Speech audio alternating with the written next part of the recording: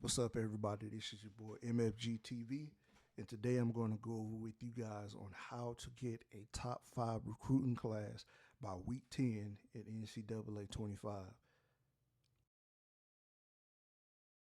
And as you can see, I have several different save files because I've literally been working on this method since the game came out. And I didn't want to bring it to you guys until I had the perfect method that absolutely works every time. You go in to start the dynasty, and here is personal preference whether you want to do a single use the active roster or the default roster. That's personal preference, whichever one you want to use.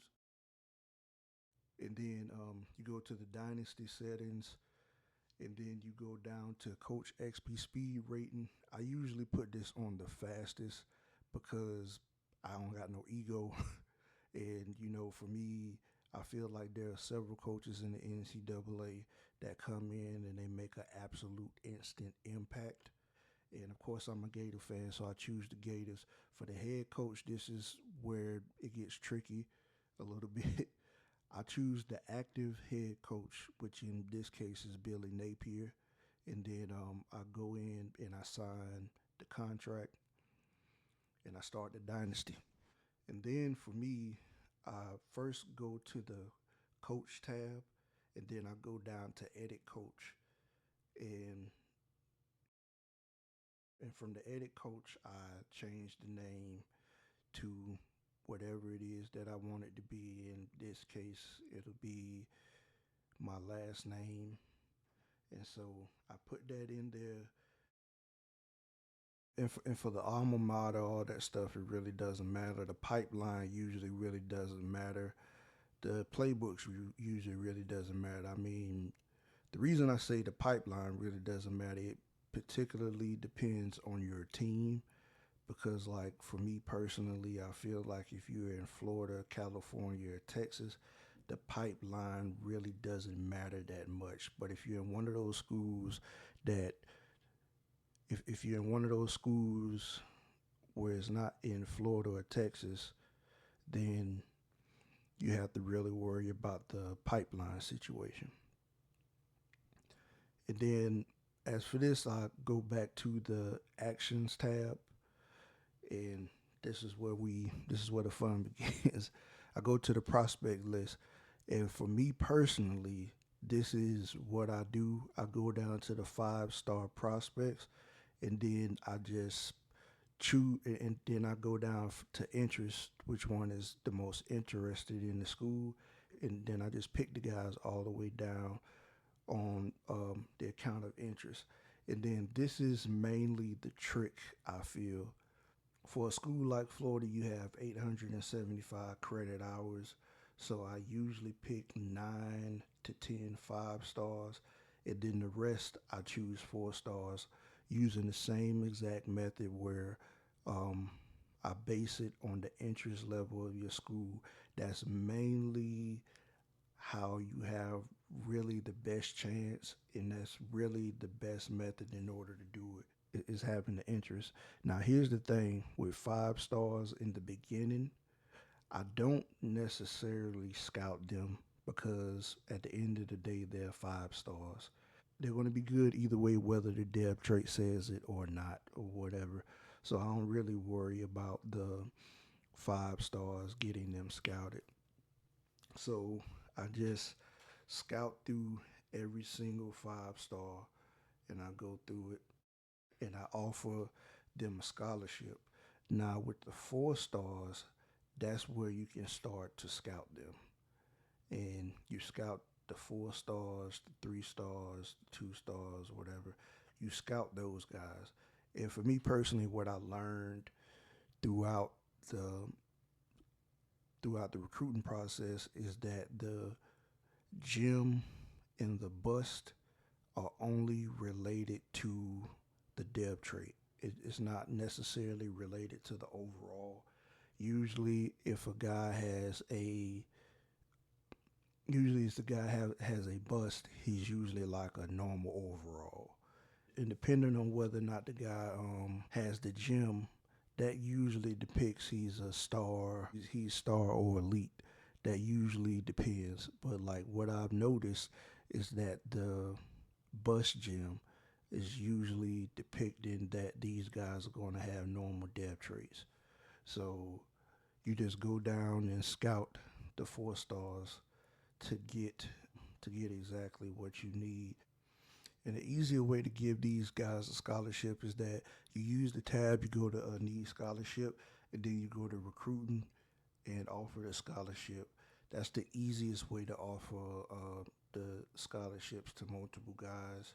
And so you do that, and then you go to advance the week.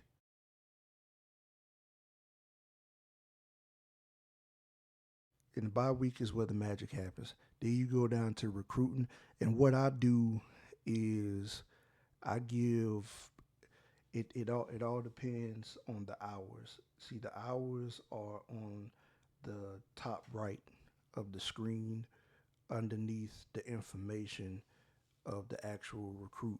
So what I do is I give every single 5 star recruit 50 hours right off the bat. I give them 50 hours right off the bat.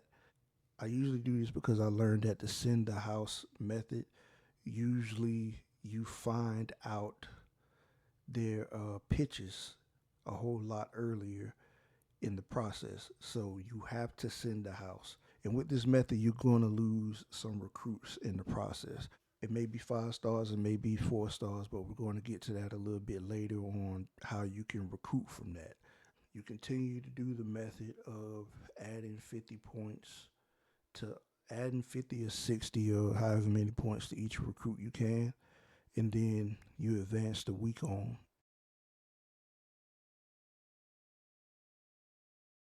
Now, week one, as well, you can see like here on each recruit, they're interested, either the first ones or the second ones interested in our group. So you go down to recruiting for week one. And then, as you can see, we're in the lead on a lot of these recruits.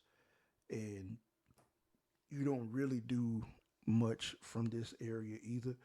You just go down and check out the pitches. As you can see, with some of the pitches, some of the recruits have none, some of them have two, some of them have one. It just depends on the type of player that they are. And so you advance the week again to week two because I feel that unless they're instant commit, none of the instant commits usually commit before week 3 or 4. And as you can see, the guys are still interested in us, first or second interested in our program. So you go down again to recruiting and you check their pitches. And as you can see, we have more information on a lot of the guys. Like for Timothy Walter has 2 pitches that we know of absolutely right now. And some of the guys still only have one, some of the guys have two, so it all really depends. And so you advance the week again. As you can see, we have a lot of our recruits there. A lot of our recruits were first on their list, as we should be, because we're the University of Florida. But anyway, we go down again to the recruiting tab, and then as you can see here, around week 3 is where you can really start making ground on these recruits because a lot of these recruits are given the information that you need now. And one of the things I've learned is that with the hard sell is the key. With the hard sell, you don't really even have to do anything extravagant. All you have to do is find the pitches that work. Now, with the pitches, this is a little key that I found. If your recruit has 2 pitches and you know those 2 pitches are good, some of the times you can go over to the overview, and with the overview, it'll tell you sometimes that hey, this guy has pro potential. And the deal breaker is particularly the other pitch. Now, if the deal breaker is not highlighted, that's the third pitch that you need. So for this one, it'll be proximity to home, program tradition, and pro potential. So we know that his pitch is the grassroots pitch. And so Timothy Walker, we know for sure, like his pitch is the grassroots pitch because of the two and also the deal breaker. Now with Jelani, it's proximity to home, but that's his deal breaker as well.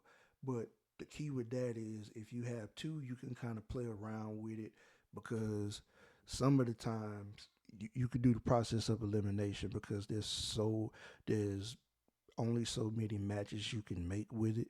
So you have to do the process of elimination with these things in order to find like the other ones because like I think there's only two or three pitches for all that is an absolute match. So like it just depends on the particular recruit and how those things work out.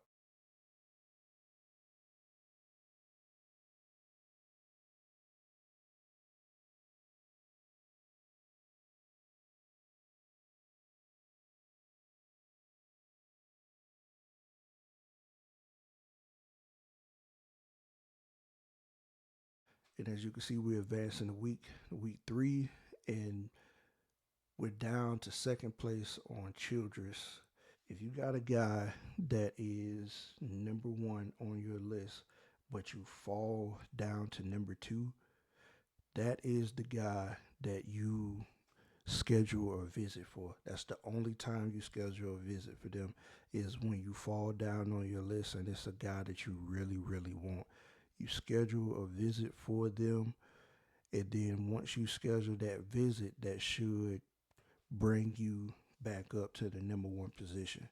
So as you can see, for a lot of these guys, we still don't know their pitch, but it's the process of elimination with a lot of these things because, like I said, if you have one or two pitches that you know, and the deal breaker is not one of the pitches that is displayed, then that's the third pitch that you can use to get this guy in because, like I said, like when you're using the hard sell is basically that the hard sell is basically what does all of the work for you. With the hard sell, you don't really have to schedule a visit unless you're falling behind in the recruiting process.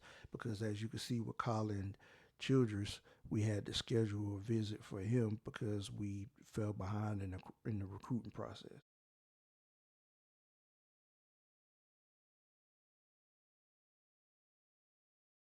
And then you advance the week to week four.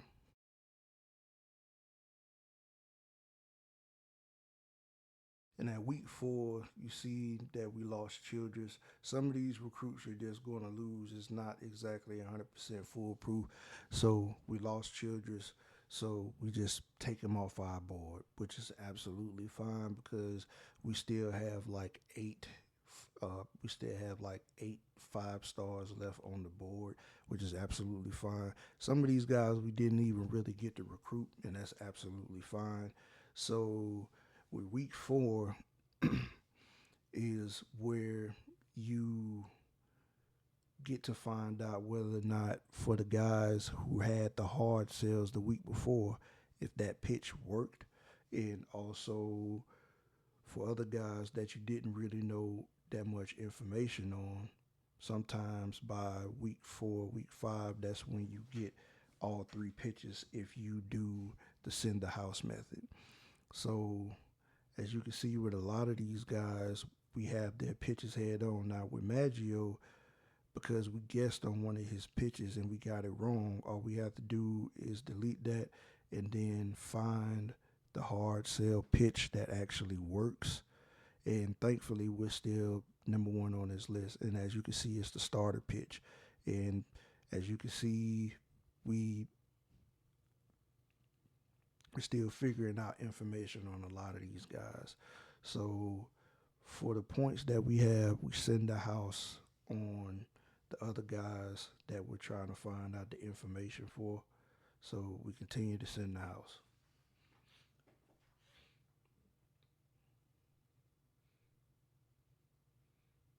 In the bye week, week 5, we go on. And this is where you should start to see yourself getting these recruits coming in by the boatloads. As you can see, we got Christian Vaughn, a 5-star recruit. And as you can see, we got Leo, who is a 4-star right outside linebacker. As I said, you're going to lose recruits with this process, but that's absolutely fine because, like I said in the beginning, there's a way that you can make up for this. Because as you can see, a lot of these guys locked us out, and a lot of guys committed. So what we do is that we just take them off our board, which is absolutely fine, like I was saying in the beginning. And what I like to do, me personally, to keep stuff aligned, if they committed to me, I like to put those recruits at the bottom so I can keep track of them better. We continue to do the method of finding out more information about the recruits, and we continue to add points to the recruits that we know nothing about. With 4 stars, usually what I've learned, 4 stars don't usually commit unless the user hard sells them in the beginning, but 4 stars don't usually commit until later in the season. So you advance the week for week 6, and as you can see, we got Timothy Walter, 5-star from Orlando, Florida.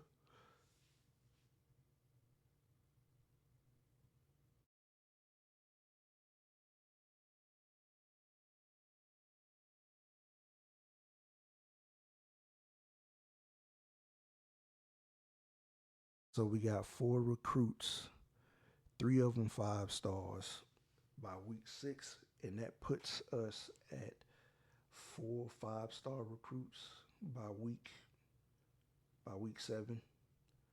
And so I put them at the bottom of my board because they're our guys. And usually, and usually what I've learned too is that as long as you're playing the games is one of the key elements. As long as you're playing the games, these guys usually don't decommit from you because I found out through this game that playing the games actually hold a lot of weight. And what I do to make up for the recruits that I lost is I go to the prospect list in the offer tab, and then I see which one of these prospect has no offers. Sometimes you get lucky because it was one time to where I was doing a dynasty, and by week 6 there was a 5-star wide receiver that had no offers, and he turned out to have an elite trait and be a gem. And so sometimes you can find those guys, but like by week 7, for the most part, there's 4 stars and 3 stars with no offers. So you find those guys, find those team. I usually do it by team needs, but sometimes I just like to have depth in a lot of positions. So I just pick these guys by their offers. Like once I find these recruits, I put them at the top of my board because me personally, I always like to have my recruits that are committed at the bottom of my board. And with these new recruits that have zero offers, the best thing about these guys is that for that first week that you have them, all you have to do is offer them a scholarship. So you go down to need a scholarship, and then you go over to recruiting, and then you just offer them a scholarship. For this first week, you don't even have to put points on them. And the reason this works is because they have no scholarship offers. So you usually add, if you usually offer them a scholarship, you'll shoot up on their list because because you're one of the only schools that offer the scholarship.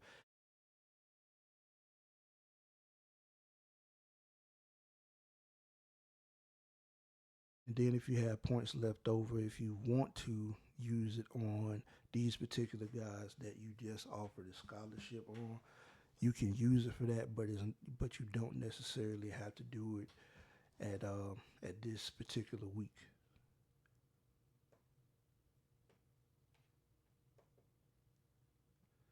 So so as for me, my 4 stars, I just continue to add 50 points to each recruit that I have interest in, and this is pretty much an easy method. And I had 20, I had the I had the 50 points to this guy here, and then as you can see, I have leftover points, 35 leftover points. So add I just add points to the I just scout some of the guys that I want, and like I said, like the key thing with this is that there are no scholarship offers to the new guys that you put on your board. So you advance the week once again, and as you can see, we have another 5-star recruit, Kevin Crozier from Tennessee. And like I was saying before, you're going to lose some commits in this process, which is absolutely fine. You're not going to get every single person that you want from this recruiting list, so that's absolutely fine. And so you go down to the recruiting tab again, and then you check on the list of the guys that, well, for me personally, I check on the list of guys that I have points on just to see their pitches and where they stand, because a lot of these guys are different. And but for the most part, I also want to check to see if my particular pitch worked. Now for Otagwe, as we can see, we know enough information to where we can find. I mean, we have enough information for his 3 pitches. So we see that his is the workhorse, even though that one is blank, all the other ones are X'd out. And with Wayne, we see that we know his 3 pitches already as well. So with Wayne, we find out that his is a workhorse as well. And so that's the pitch that we use. And for me, I always add extra points to get it to the 50. Um, After you find out the hard sell, after you add the hard sell, I always give extra points to at least put it at 50 to boost it up a little bit.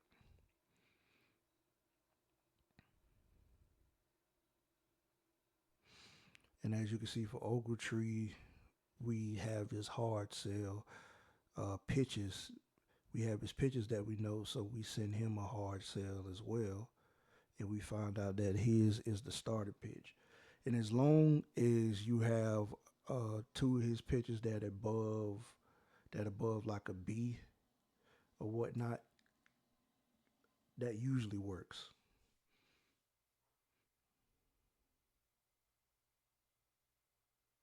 And so as you can see, I'm adding 50 points to all the other guys, and like I was saying before, the bust the some of the guys who turned out to be bust, that usually only has to do with their deb trait. I think for the most part, um, unless they're like a 5-star gem, the overalls really don't get past 80 for 5 stars, and for 4 stars they're like a 72 to like a 76. As you can see, we got Kenya Brady, and one of the 5 stars we lost Maggio, which is absolutely fine. Like I said, you're not going to be able to get every single 5 star and every single 4 star. For each year, I shoot to get around about 6 or 7 for that first year or two, and then like once you get to like year 3 or 4, then you can put it into overdrive and get like 10. It was one particular class where I got like 12 5 stars. As you can see, with number 6, we have 8 recruits with 6 5 stars and 2 4 stars. Like I said, it's pretty much a pretty easy method, because you don't have to spend those extra points to schedule these guys unless you fall behind. And as we can see with the guy in the beginning, we did end up losing him to I think it was Nebraska. We ended up losing him too. Sometimes you're gonna take that L, which is absolutely fine, like I said.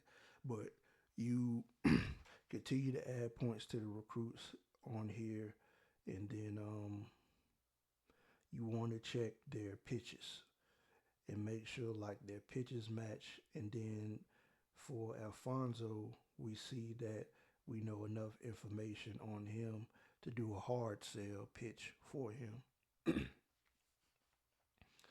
And so we give him the hard sell. And with Grant Smith, we know two of them, but we don't know enough to do the process of elimination just yet. So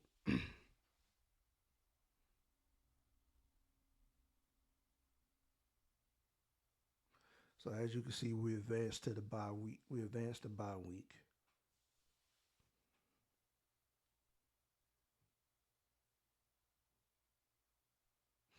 And we're first on a lot of these guys' lists, which is great.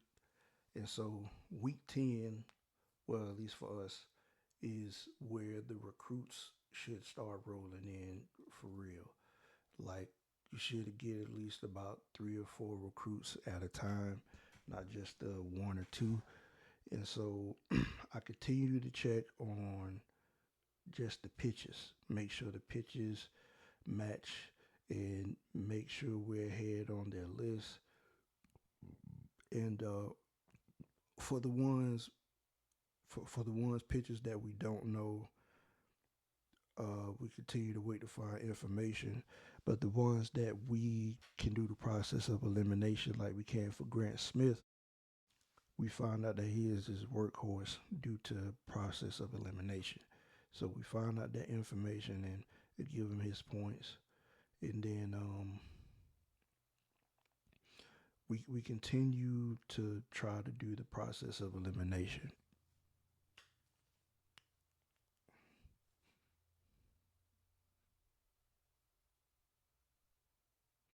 Some of these things you're going to guess on, which is absolutely fine because I feel like at the end of the day, it can only be one of 3 different pitches if you don't get it right. Because with the hard sell, you can use process of elimination. And then we advance to week 10. And as you can see, we got Elton Atagwe, and we got Wayne, 4-star. And as you can see, we're number 1 and number 2 on a lot of these guys' list. And we go check, we're at week 11. And after week 10, we go check our, um, our recruits. And of course, like I moved them down on my board since they're committed to us. And like I was saying, a lot of the times these guys don't decommit if you actually play the games and you win. I think they programmed that into something. But as you can see, by week 11, after week 10, we have 6 5-star recruits and 4 4-star recruits. And we're number 5 overall in the recruiting class. And I want to thank you guys for taking the time to go down this journey with me. If you guys have any questions at all, I'll be more than happy to answer them in the comment section. And in the meantime, this is your boy MF. And in the meantime, this is your boy MFGTV, and I'm out.